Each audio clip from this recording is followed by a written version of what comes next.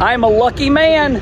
1985. You all told me that Bill Elliott won 11 races and Darrell Waltrip only won 3, but he won the championship. And this man right here was the crew chief, the great Jeff Hammond. All right, Jeff, you started to tell me the story.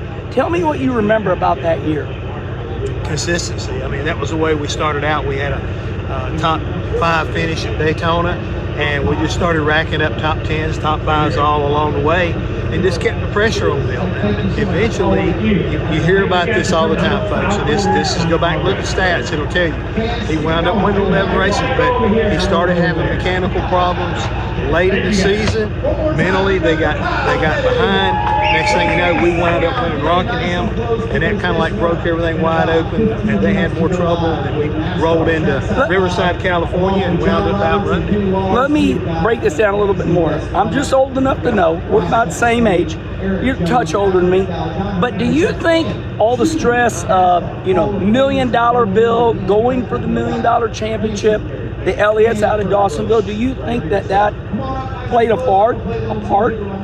Do you think that played a part? Probably both. Yeah, and a part. Yeah. The thing is, Kenny, it's hard to say what went on there because, the sport was so different. And Bill, was an intricate part of the team. I mean, he was a family-run operation. Ernie and his brother and Dan and Dad and all this stuff right here. So when Bill was making all these highlights, you might say, when you wind up winning $1 million, and he's calling you $1 million bill, I don't think he was spending as much time as he needed to working on his car, and they had a mental letdown as far as that's concerned. Because Bill Elliott is a whale of a race car driver.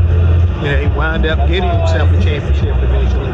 But the main thing is, I think he learned that sometimes you got to stay focused, and I think they lost focus. And your driver, the great Darrell Waltrip, my dear friend, he was probably the best at psychology. and then we seen Tony Stewart copy, DW with a lot of psychology going to Miami, years later. But what made Darrell so good and you so good psychologically? Did you just let Darrell do what he wanted to do, or did you guys talk about maybe making a statement that would? It was natural. It was just natural for us. I mean, we cut up. We know when we could say something, and we know when we shouldn't say anything. Darrell, he was the guy who had the gift for gab. He knew how to get underneath somebody's skin. And the big thing is, we kept coming back. We wouldn't go away.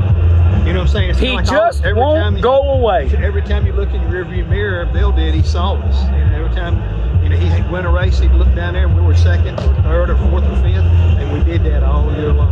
Thank you, Jeff. I appreciate it. Perfect time. I saw Jeff today here at Charlotte Motor Speedway. I said, oh boy, perfect.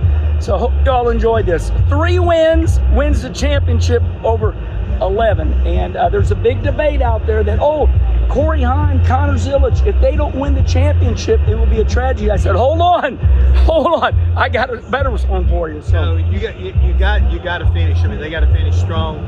And the thing is, they've got great teams, and I think they got a lot of focus amongst those organizations. Even when they have a little oops, somebody wrecks in front of them at the beginning of the race, like it's had it here lately, what do? They rally back. Yeah. All right.